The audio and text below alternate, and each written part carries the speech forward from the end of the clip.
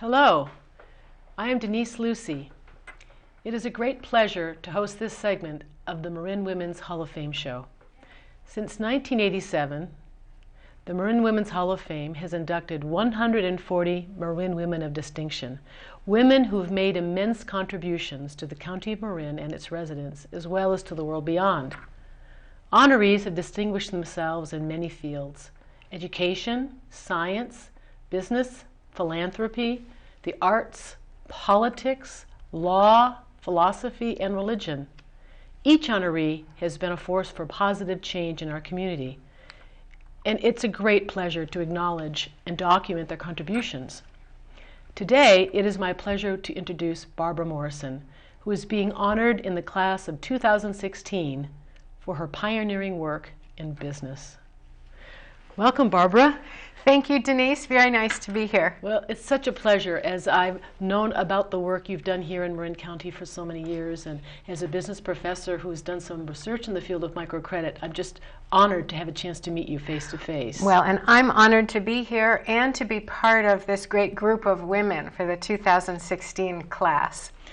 Well, and you've done so much for small business in America, which is really the engine, isn't it, of the economy. And in your work as a mayor and councilperson in Belvedere, you've given so much to us, so thank you so much for your service. Thank you. So tell us a little bit about your New England upbringing. Tell us about your family and who was influential to you. Growing up in a very traditional, conservative New England environment, I realized that my parents had no expectations for me at all with regard to a career or accomplishments, only because I was a girl. They had great expectations for my brother, but for me, it was clear that they thought I was going to do exactly what my mother did, which is go to college, marry, have children, be a housewife. Mm-hmm. So it gave me a bit of a blank slate, but it also didn't provide any kind of roadmap. Mm-hmm. I think that children learn by watching their parents as opposed to listening to what they say. And in observing my mother, I realized early on that I was always going to work. She was a very unhappy housewife. Yeah. She went to college. She went to Washington, D.C. During Roosevelt's first term. She opened up Social Security offices. She had a ball from everything she told me about it. And then she came home, married, had children, and never worked again. And she was very, very unhappy.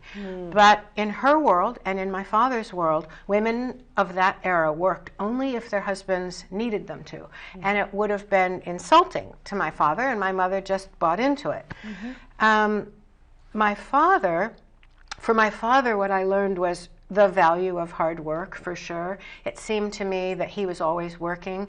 He was an executive in an insurance company, and often on weekends he would take me to the office with him. And while I didn't aspire to grow into a corner office like his, I also had this image of this sea of desks, each one with a chair and a manual typewriter on it, of all the women that worked in the department, and I just knew that I couldn't do that. Mm-hmm. I had no idea what I was going to do, but it wasn't going to be that. And then in high school, I was very fortunate to have a history teacher that really did change my life. And in the late 60s, he brought in subjects like the riots in the urban environment. We read, I'll never forget Michael Harrington's The Other America. I still can see that book in front of me. And it really opened my eyes to what was going on outside of suburban New England. And I decided that I was going to do something that had meaning, that had impact. And not knowing anything like what, but that was sort of how I started out. Interesting. Now, you were actually vacationing in the Bay Area, San Francisco, one time, and I heard the story that you walked into a Payne Weber office and you basically achieved a job offer before you went home from your vacation. Tell us about that, and it sounds like a risk-taking moment. Well, You know, it didn't seem risky at all to me at the time, being young and fearless, but I had spent too much time in New England. I went to college in Vermont, and I was working in Hartford, Connecticut. I had been a paid full-time staffer on the McGovern campaign. To say we were paid was a bit of an overstatement, and when the campaign ended, I needed work. And I was just stumbled into a job at Payne Webber in Hartford. It was a small office. They put me in the what was called the cage, I have to tell you, where we received in stock and money. And so I sort of knew the back office operation, and I knew I wanted out of Hartford. And so when I walked into the office in Payne Webber, San Francisco, I said, "This is what I know how to do." And he said, "Fine, you want a job?" Oh. Amazing. But then you took the risk to come. Yeah, yeah. And did you leave left your family? Oh, yeah. And I literally didn't know anyone in San Francisco. I got on an airplane, and the sister of a friend of mine picked me up at the airport. I'd never seen her before. Luckily, she looked like her brother. Oh, that's funny. Now, you started your career in financial services, so at a time when there really weren't women in the field. No. Could you talk about that a little bit? To say that there were few women is a bit of an understatement. There were almost none. So the Payne Webber office at that point had 40 retail brokers, and not one of them was a woman. I decided that I wanted to get registered. I had been working in the institutional department. I became fascinated by the trader that was working in the department.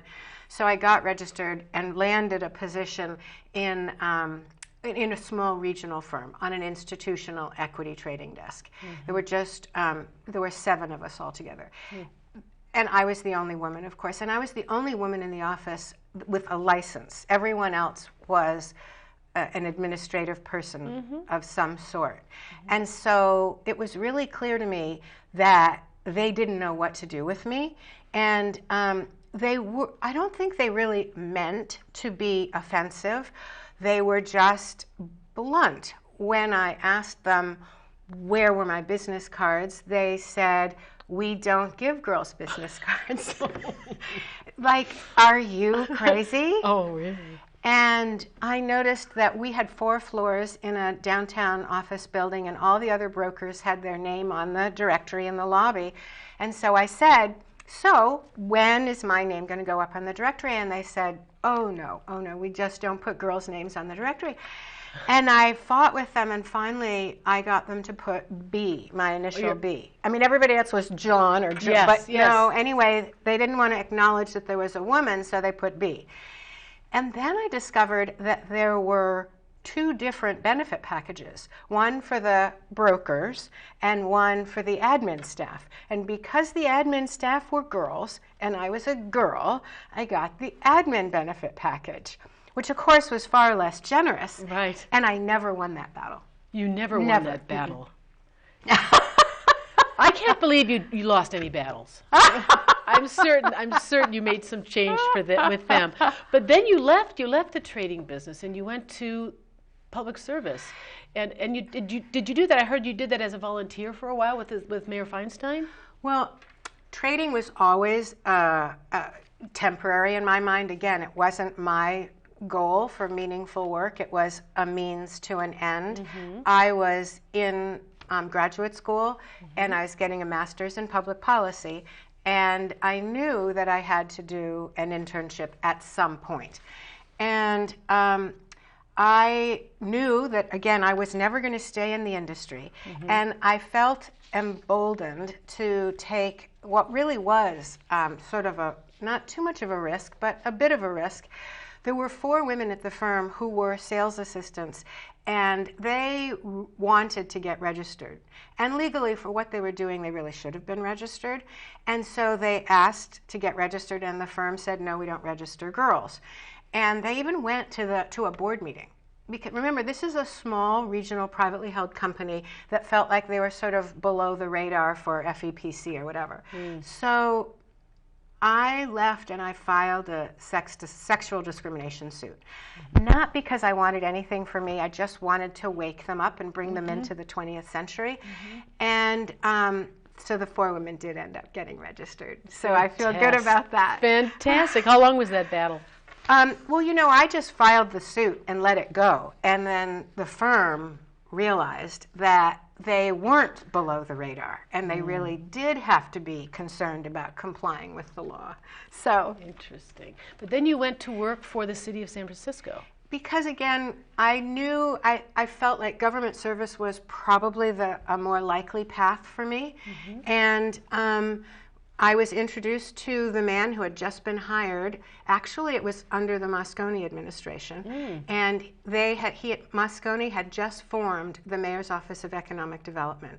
And Bill Evers had been hired to run it. And I met him, and he said, you know, I don't have any money to hire any staff, any new staff. He inherited a small staff. And I said, that's okay, I have to do an internship. I'll work for you for free for the summer, and then if you get money, you know, hopefully you'll hire me. And so that's how it happened. Fantastic. And then how long did you work with them?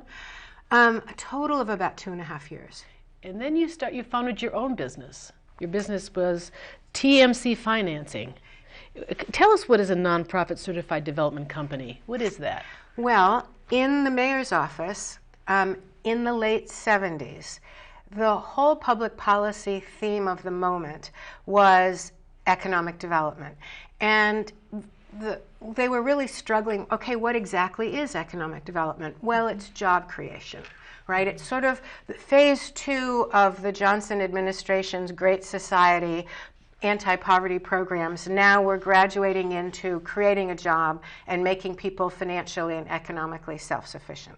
So how are we going to create jobs? And so one of the programs was the SBA 504 program. In those days it was actually called 502. And some consultants came out from Washington to train people that worked in mayor's offices all over the country to implement the program. And so that's how I learned about SBA financing. And I created the program in the city for the city and county, and really recognized that the bureaucratic environment wasn't suited to me. It was just too hard to get things done. And in 1980-81, the program was altered, and the new regulations created what was called a certified development company, which was an entity that would be certified by SBA to provide these SBA loans. And the product was the product, the fees were set by SBA, but they did include origination fees and servicing fees. And so I thought, well, this is a business opportunity. I can do this on my own. I don't need a government paycheck to do it. So that was sort of the leap from government service to entrepreneurship. So you helped companies to acquire real estate. And as I've read, it was remarkable what your business did. It built what I think you're number 1 in Marin and number 2 in the country in having done this. That's fairly remarkable.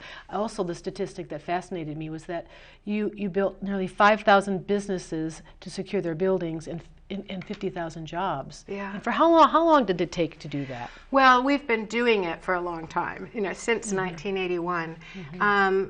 But it's been an evolution. When we started, the regulations were such that we were limited to the 9 Bay Area counties. And then in the late 90s, the regulations changed and enabled us to expand so that we're now statewide in California and in contiguous counties in Nevada. So we have an office in Las Vegas, Southern California, and Sacramento, as well as the Bay Area. So what were the biggest challenges in beginning that firm? The challenge wasn't so much beginning, but it was growing the firm. For the first few years, we stayed small. For many years, there were 6 of us, and we were just in the Bay Area. And at that point, I had gotten married and had children, and I was very interested in a flexible schedule. I wanted to be the room mother for the kindergarten class, and I wanted to drive on field trips. And so there were 6 of us, all women except for the receptionist. And we had a wonderful, wonderful experience. And then when the regulations changed and we were allowed to grow, my kids at that point were a bit older, and that's when the company began to grow. And having never really worked in a corporate environment, I didn't really know about org charts or job descriptions or really the nuts and bolts of growing a company. And that was a steep learning curve. And it's funny because I see that today with some of the young tech startups. These young people don't want any of that corporate structure. And I see them struggling because eventually it's going to happen, Exactly. And so then at a point in time, while you were building your business, then you served on boards, and you served on a board of an organization called the Renaissance Center. Could you tell us, what is the Renaissance Center, and then what was the program that you founded there? Well, the Renaissance Center has been around for quite some time. And it was always an employment and training organization. It was designed originally to train potential workers and find them spots in the private sector. When I joined the board, the executive director was just creating what was called the Entrepreneurship Center. And so I helped in that development. And it was really one of the most fun things I've ever done. In those days, there were not entrepreneurship programs in colleges. If you wanted to get an MBA, you were going to learn about corporate finance, and you were going to be trained to work in corporate America. But to start and grow a business, there really wasn't a college program. And so we developed our own little 14-week program. It had 5 segments. It had marketing and administration and finance and all of that. And so we interviewed the candidates, and we started our first class, and we brought in teachers, and then each class would build on itself. So then we created a pool of young entrepreneurs, and they sort of mentored each other. And it was a really wonderful program. Still exists today, still going strong. Is it in Marin, or? It is, yes, there's an office in Marin, there's an office in San Francisco. Fantastic. And how did you find your clients? I mean, what type of clients did you serve? Again, it was designed to help largely women and minorities start businesses, but really, again, there were no other options for training programs for how to start a business. So people found us pretty quickly. That's marvelous. Marvelous. Now then you co-founded a program called Working Solutions. What is Working Solutions? Working Solutions is a micro lender. And when I say that to people, oftentimes they think, oh, in India, and they're surprised to learn that a microloan can actually do anything for a business in California. And we loan between $10,000 and $50,000. If you've been in business for 2 years or more, you're eligible to go beyond $25,000. If you've been in business less than 2 years, the maximum you can borrow is $25,000. About 50% of our borrowers are pure startups. The other 50% are not bankable. They are perhaps not profitable, or they've got too much debt, or for one reason or another, they're not bankable. And our criteria for eligible clients simply is that they must be unbankable. So our program involves not just lending money, but we marry the money with 5 years of ongoing consulting. So we feel as though the failure rate for startup businesses, as you know, is quite daunting. And our coaching and mentoring program provides a safety net. When things get rocky, they have some place to turn. And as a result, even though our loans have no collateral, no real historical track record to look back on, and just the lending decision is really based on our assessment of the entrepreneur and how well they know their product, and do they have the stamina to really do it. Our repayment rate is 96%. That's fascinating. How many clients do you typically serve in a year? Somewhere between 50 and 75, I think, this year is what we're aiming for. We've loaned, we have 300 borrowers, and we've loaned $9 million. So you find investors to help support these folks? Actually, it's not investor money. The banks are our primary source of lending capital, as well as the City and County of San Francisco. We administer their economic development revolving loan fund. Marvelous. So they have great faith in a 96% return rate, don't they? Yes. So why have you actually given your whole life, really, to supporting entrepreneurs? I think that the learning about the economic development program and the ripple effect that it has when you help someone start a business, you are empowering them, of course, providing them with economic self-sustainability, but then they're hiring people, and so there is such a ripple effect of what you do, and it's so gratifying. I mean, I get back way more than I give to this cause. It is so incredibly gratifying to see these entrepreneurs that have the courage and the guts and the optimism and the passion to really take a risk and put everything on the line and say, okay, I'm going for it. And many times these are people with families to support. Unlike me, when I started, I was young and single, and I didn't view it as much of a risk. But these people that we work with, they oftentimes start in their basement or their spare bedroom, and by the time we help them buy a warehouse, they're buying a 50,000 square foot warehouse and they're employing 200 people. I mean, it is truly, truly evidence that there is the American dream, that truly you can succeed. Also, I will say that about probably 20% of our portfolio are immigrants, people who came to this country with nothing. And that's pretty gratifying to see what hard work has done for them. I was going to ask about the demographics of that. Are they men, women, younger, older? Well, when we started, we were largely male borrowers because we're financing real estate. And so this tended to be manufacturing, construction, industries that were not women. Back in the early 80s, not too many women were in those fields. Most women-owned businesses then were service businesses. Oftentimes, they operated out of their home or a small office building. Now, it's so great because I really do see the trajectory of women business owners, because now there are women business owners in all fields. So that's been also very fun. Well, you've really helped change America. We have just a few minutes left, and I wonder if you could mention a bit about why did you go into public service? That's not a very easy thing to do, because that's actually something you do while you work, isn't it? Yeah. As a city council person, I'm not sure if mayorship is the same thing. Could you talk a little bit about that in the last couple minutes that we have? In a small city like Belvedere, you have a city manager that really runs the day-to-day. So the city council is a volunteer position.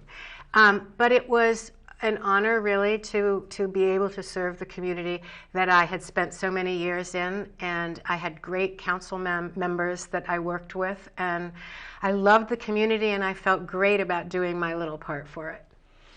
What would you say to young women coming up about what they should do or could do to be engaged in the community? Any advice for them in the last couple minutes? I think that the one thing that I would say is, if you can find meaningful work in your life, it is the foundation for a happy life. I think that that's sort of the foundation upon which careers are built. And if you can search inside yourself and find out what you are passionate about, and then harness that to a profession, you will have joy in your life. And if you have joy and passion and meaning, I just don't know that it gets any better than that. That's for sure. It's difficult to find that, though, isn't it? To find a passion. And one of the things that I always say to my kids is, don't script your life too tightly. Always be open. Always have your antenna up for opportunities that come your way. Well, the clients with whom you work are risk takers, right? So they probably do have open minds and open hearts to it. And do you think that any of them what do they do when they pass this on to their children? Have you had any experiences of that? Many borrowers are second generation. And in fact, I have the pleasure of having my daughter work in the company now. So she's working for Working Solutions? No, for TMC. Oh, for TMC. Yes. I see. Yes. So you have the next generation coming on board too. It's been a huge pleasure. That is amazing. Well, it has been marvelous to meet you. I wish we had more time to talk and learn more from your lessons that you've learned in your life, and it's just an honor. It really is. Thank you so much, Denise. This has been really fun. You're welcome. You're very welcome. I want to thank you, Barbara, for sharing your stories from your incredible life with us. And thank you so very much for tuning in, viewers, to the Marin Women's Hall of Fame show. It's a project of the YWCA San Francisco and Marin. If you would like more information about the Hall of Fame and our honorees, please visit www.mwhf.org. Thank you.